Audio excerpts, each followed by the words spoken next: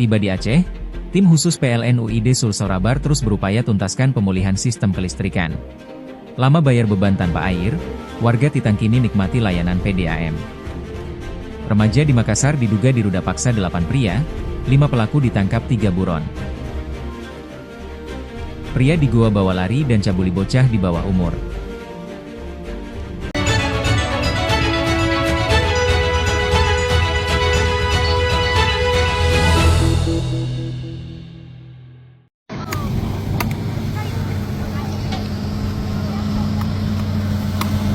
Turun saya.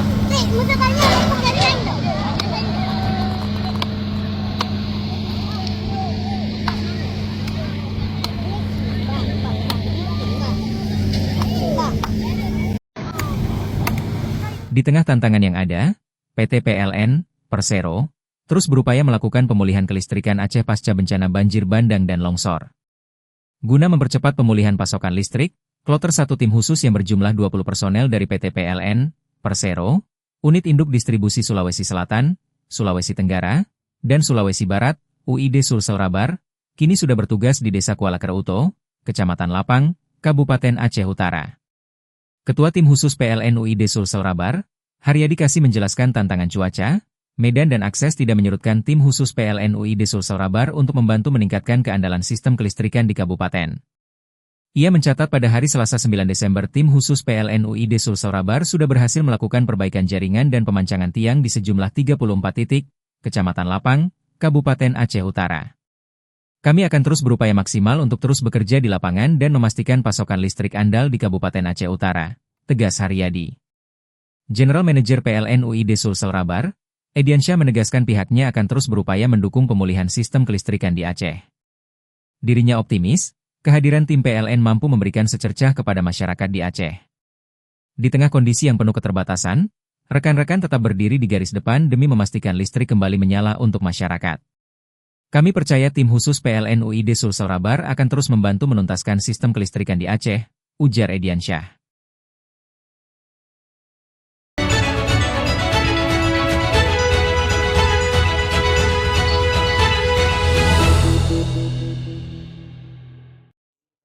Krisis air bersih yang membayangi warga Jalan Titang, Kelurahan Barana, Kecamatan Makassar selama 4 tahun akhirnya teratasi.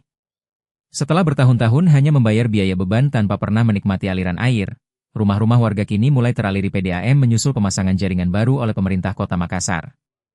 Langkah ini menjadi bagian dari program sambungan air bersih gratis yang dicanangkan Wali Kota Makassar, Munafri Arifudin, API, bersama Wakil Wali Kota Aliyah Mustika Ilham.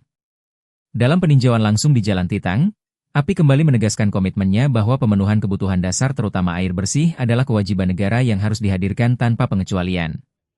Ia berdialog dengan warga yang menceritakan kondisi mereka selama ini, membayar, namun tak pernah merasakan air mengalir. Untuk di veteran, Jalan Titang, proses penyelidikan pipanya sekitar 600-700 meter. Sekarang kita sambung untuk membuat koneksi baru ke pemukiman yang sebelumnya tidak terjangkau, jelas API, Selasa 9 Desember. Penyambungan ini membuat sejumlah rumah yang sebelumnya tak pernah teraliri air akhirnya mendapatkan suplai. Bahkan, beberapa pelanggan yang sempat ingin memutus meteran kini bisa kembali menggunakannya setelah pengaktifan ulang dilakukan tanpa biaya. Tadi kita cek beberapa rumah yang selama ini tidak pernah menyala. Ada warga yang sudah mau meminta meterannya diputus.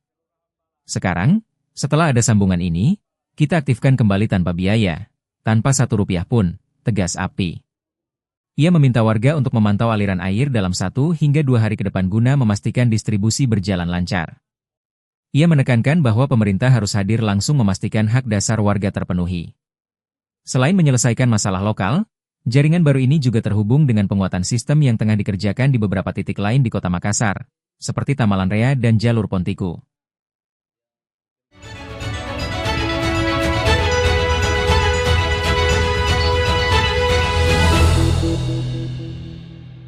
Apa? Kalau nggak cekik? Siapa yang cekik? Anak cekik. Teriak-teriak. Jadi dibuka bicara nasi dia. Siapa terus siapa yang gagai pertama? Kamu. Seorang remaja perempuan berusia 15 tahun, berinisial Ra, Diduga menjadi korban ruda paksa oleh 8 temannya sendiri setelah mengikuti pesta minuman keras di sebuah rumah di Jalan Raja Wali, Kecamatan Mariso, Kota Makassar, pada Rabu 10 Desember. Polisi bergerak cepat usai menerima laporan. 5 dari 8 terduga pelaku berhasil ditangkap, sementara 3 lainnya masih dalam pengejaran tim Buser Polsek Mariso.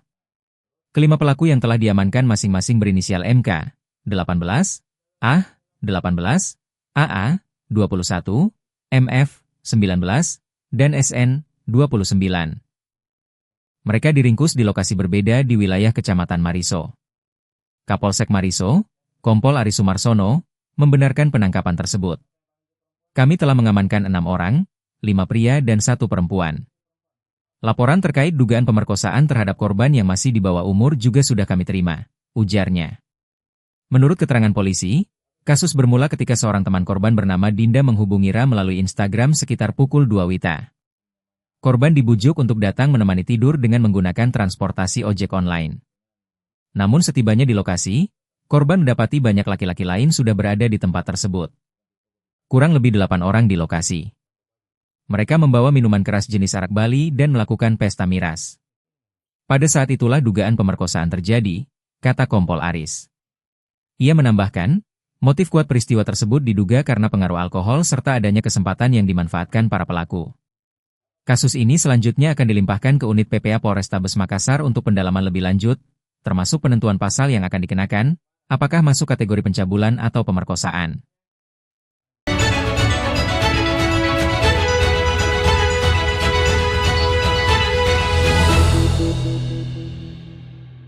Seorang pria berinisial SF, 45, di Kabupaten Goa, Sulawesi Selatan, ditangkap oleh tim Resmo Polres Goa atas dugaan tindak pidana penculikan dan pencabulan terhadap seorang anak di bawah umur berinisial A, 10. Pelaku yang diketahui merupakan seorang residivis terpaksa dilumpuhkan dengan tembakan di kaki karena berusaha melarikan diri saat penangkapan. Kapolda Sulawesi Selatan, Irjen Pol Juhandani, membenarkan kejadian ini. Peristiwa penculikan terjadi pada Jumat siang, Mei 12. Korban, A, diculik pelaku saat sedang berbelanja di salah satu warung dekat rumahnya. Korban tiba-tiba didekati oleh pelaku dan menanyakan keberadaan ayahnya, ungkap Irjen Pol Juhandani. Saat itulah korban diminta untuk naik ke motor sambil diiming-imingi uang Rp5.000 agar ikut ke Makassar, tambahnya. Aksi pelaku sempat rekam kamera CCTV milik warga saat ia membonceng korban di jalan raya. Rekaman CCTV yang memperlihatkan pelaku melintas di Jalan Yusuf Bauti, Kecamatan Somba Opu, Goa, menjadi petunjuk penting bagi pihak kepolisian. Dengan mempelajari ciri-ciri yang terekam, identitas pelaku berhasil dikenali. Tak lama setelah kejadian terekam CCTV, tim Resmo Polres Goa langsung bergerak cepat untuk mengungkap kejahatan tersebut. Berdasarkan hasil pemeriksaan, pelaku nekat menculik dan mencabuli korban karena mengaku tidak kuat menahan nafsu. Saat proses pengembangan kasus guna menunjukkan lokasi kejadian dan mencari barang bukti, pelaku SF yang merupakan residivis berbagai kasus mencoba melarikan diri. Petugas terpaksa mengambil tindakan tegas dengan menembak kakinya. Saat ini, pelaku telah diamankan di sel tahanan markas kepolisian Polres Goa. Pihak kepolisian juga menyita sejumlah barang bukti, antara lain pakaian dalam korban, pakaian yang digunakan pelaku, HP, 1 unit sepeda motor, dan 1 helm.